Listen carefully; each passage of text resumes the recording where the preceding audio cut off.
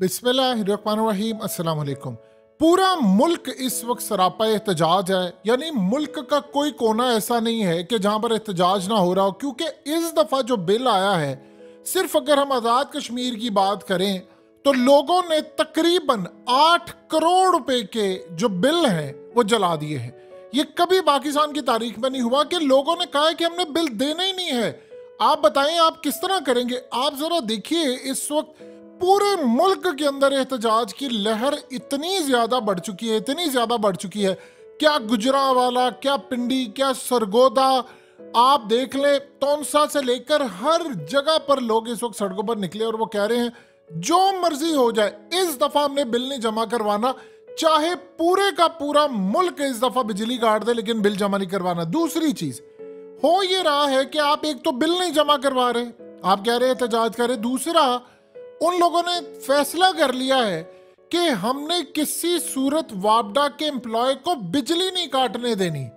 जी हाँ, ये जो सूरत हालत देखे, इसमें एक चीज इन में रखिएगा, जो 2-4 वाकयात हुए जहां पर वापडा के मुलाजमीन आए और उनको थप्पड़ पड़े हैं, और कोई के इलेक्ट्रिक का है, कोई फलाने का फलाने, लोगों को आप जरा अंदाजा करिए, इस घर को देखें, अगर एक छोटा सा घर है और उसका बिल कोई 40,000 है, कोई 50,000 है, किसी का 38,000 है, तो आप बताइए वो कैसे अफोर्ड करेंगे? यानी इतना बिल। और अभी सूरत हाल ये है कि मजीद जो अगले महीने आएगा वो इससे दुगना होगा। लोग कह रहे हैं कि हम लाइटें बंद कर रहे हैं, बिजली कम कर रहे हैं, लेकिन हो ये नहीं पा रहा।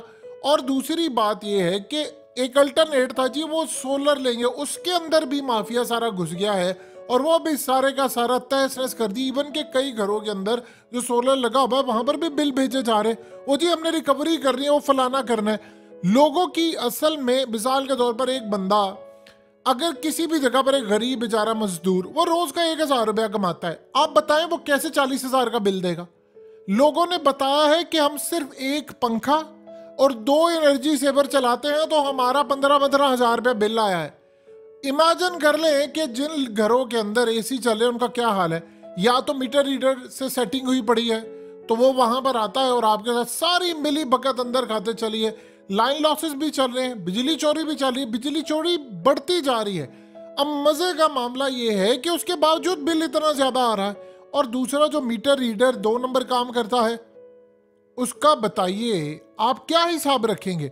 यानी ऐसी सूरत हाल में ना तो हम लोगों ने कभी मुड़कर देखा है कि पाकिस्तान का माजी क्या था। अब असल में आप सोचिए जरा कि अगर सिर्फ आज़ाद कश्मीर से 8 करोड़ के बिल जलाए गए हैं और उसके बाद लोग कह रहे हैं कि बिल नहीं दे रहा, तो आपके हर एरिया से जब रिकवरी नहीं होगी तो उसके बाद फिर सिस्टम कैसे चलेगा? जब लोग कह रहे हैं कि भाई जो मर्जी कर लो आप, हमने बिल नहीं देना। देखिए, सिर्फ इस वक्त अगर कोई खुशहाल है तो वो लोग हैं जो सरकारी ओहदों पर बैठे हैं, जिनको अवाम के टैक्स के पैसों से मुफ्त की बिजली मिल रही है, वो मजे में बैठे हुए, उनका कोई बिल नहीं आ रहा।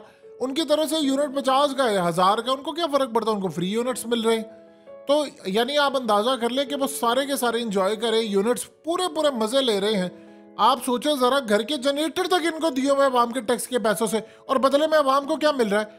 अब आप देखिए, अगर यूरोप या किसी जगह पर जज को अवाम के पैसों से तनख्वाह मिलती है तो उन ममालिक में जाकर देख ले इंसाफ का मेयार, को दूसरे नंबर पर है, को तीसरे नंबर पर है, को पहले नंबर पर है। आप जापान में देख ले, ईमानदारी में वो नंबर 1 है।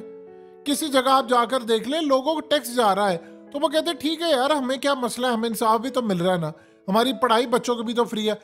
ना बच्चों की पढ़ाई फ्री है, ना लोगों का खाना पीना ठीक है, तो बताएं लोग करें तो क्या करें? मर जाएं लोग फिर, यानी कैसे सिस्टम चलाएंगे? और दूसरी सबसे बड़ी बात यह है कि अब जो तूफान मजीद उठने वाला वो क्या है? देखिए, इंटरनेशनल सतह पर इस वक्त जो तेल की डिमांड है वो कम है, लेकिन उसके बावजूद रेट जो है वो नॉर्मल है और बढ़ भी रहा है। लेकिन हुआ यूं है कि पाकिस्तान में पिछले चंद दिनों में डॉलर 280 से 305 तक चला गया, ओपन मार्केट में 325 का बिक रहा है। आप अंदाजा कीजिए जरा कि 300 प्लस डॉलर चला गया है, उसका नुकसान क्या है? उसका नुकसान है कि आपकी बिजली की कॉस्ट बढ़ेगी। आप पेट्रोल की जो कीमत है वो कम से कम 25 रुपए एक्सपेक्ट करें मजीद बढ़ने जा रही, और अगर ये डॉलर का रेट मजीद ऊपर जाता है तो आप 40-50 रुपए मजीद एक्सपेक्ट करें।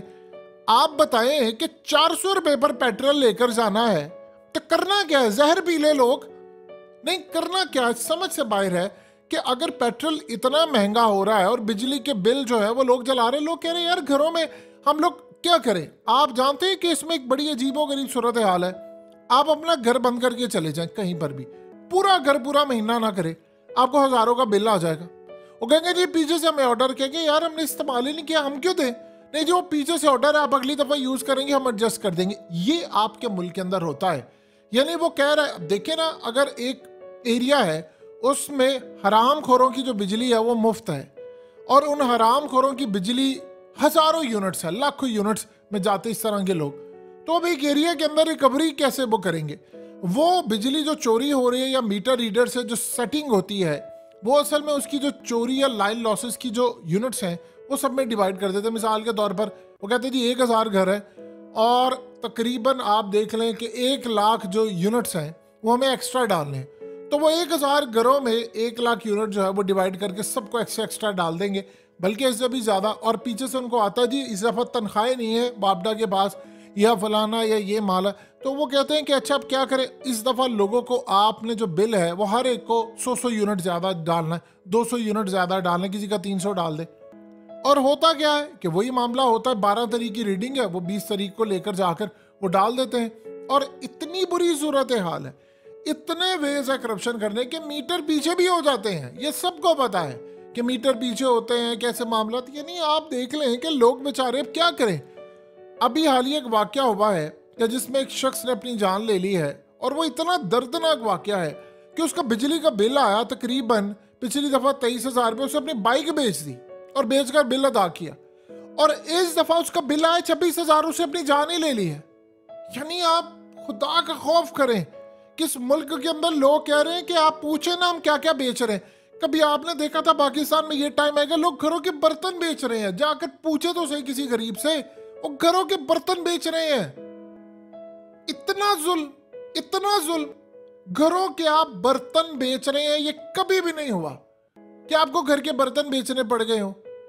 आप देखिए, अच्छा है बुरा, लोग जो ज़कात देते थे वो खुद ज़कात के मुस्तहिक हो गए हैं, और हमें कहा जा रहा है क्या हुआ, मुल्क छोड़कर लोग जा रहे हैं, चले जाए। इंडिया में भी तो गए थे ना 60 की दहाई में, और आज देख ले वो इंडिया के लिए बाहर काम कर रहे हैं।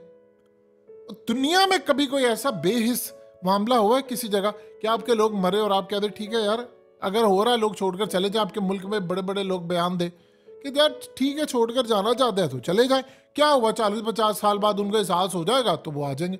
और भाई इंडिया तरक्की कर रहा था और तरक्की कर रहा है। ये जो चांद पर वो पहुंचे हैं वो 75 साल की उनकी मेहनत है। रशिया नहीं पहुंच पाया दोबारा, उसका 2-3 दिन पहले क्रैश हो गया था। ये जिस जगह गए वहां तो ना चाइना पहुंच पाया ना अमेरिका पहुंच पाया, वो इतनी खतरनाक जगह है। उन्होंने 75 साल मेहनत की है, 75 साल मेहनत की है। मीडिया टीवी चैनल्स आपसे पहले थे। 2004 में 3G नेटवर्क भारत में आता है, आपके मुल्क में 2015 में आता है। फर्क देखिए जरा, अमेरिका में 2001 में आया था, और उसके बाद वो कहां से कहां चले गए, आप कहां पर हैं। आपके मुल्क में पेपाल नहीं है, बातें करते हैं हम लोग आसमान पर जाने की, फलाना करने की। जो स्पार्को का इतना बड़ा बजट है, पूछे तो सही वो बजट जा किधर रहा है। वो $25 मिलियन कहां पर जा रहे हैं, उसका हमें क्या फायदा है सिवाय इनको, इनकी तनख्वाहें, इनके पैकेजेस जाकर देखे, करोड़ों के पैकेजेस हैं इनके घरों में, खान साहब में, न जाने इनको क्या कुछ दिया। गरीब कौम का, एक कौम जिसके ऊपर कर्ज हो बताए हैं, उलमाए किराम रहनुमाई फरमा दे, उस कौम का उम्रा या हज कैसे फर्ज है।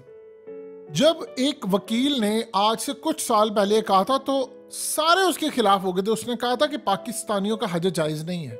उसने कहा था जिस कौम के ऊपर कर्ज होता है उसका हज जायज नहीं होता, इंडिविजुअल शख्स के ऊपर भी। अब आप जरा इस सूरत हाल को देख लें कि पाकिस्तान के अंदर ये बात बिल्कुल ठीक है, जो साहिब सीयत है वही हज कर सकता है। आपको ज़रूरत नहीं साहिब सीयत, ये नहीं होता कि खाली आपके पास पैसे भी हों, आपकी सेहत भी हो, आपके बाकी मामलात भी ठीक, सब लिहाज से आप फिट हो तो फिर आप हज के लिए जा सकते हैं। तो इस सारी सूरत हाल के अंदर कहते हैं पाकिस्तानी कौम पर तो हज ही नहीं फर्ज है, क्योंकि ये तो कर्ज में डूबी कौम है। और उम्रा हम लोग करें, यानी इस मुल्क के अंदर लोग उम्रा भी नहीं, वैसे कौम को बताया ही नहीं गया कि भाई हराम खा के उम्रे जायज नहीं है। लोगों को दिए हुए चक्कर आप जब देते हैं तो वो खाना काबा के चक्कर करने से खत्म नहीं हो जाते, आपने बात ज़हन में रखनी है। और इस सारी सूरत हाल में अब लोग सड़कों पर आ रहे हैं तो बताएं हम कहाँ पर खड़े। अल्लाह पाक से पनाह मांगिए, इस मुल्क पर बहुत बुरा टाइम आ गया है, ऐसा लगता है सेब का साया है।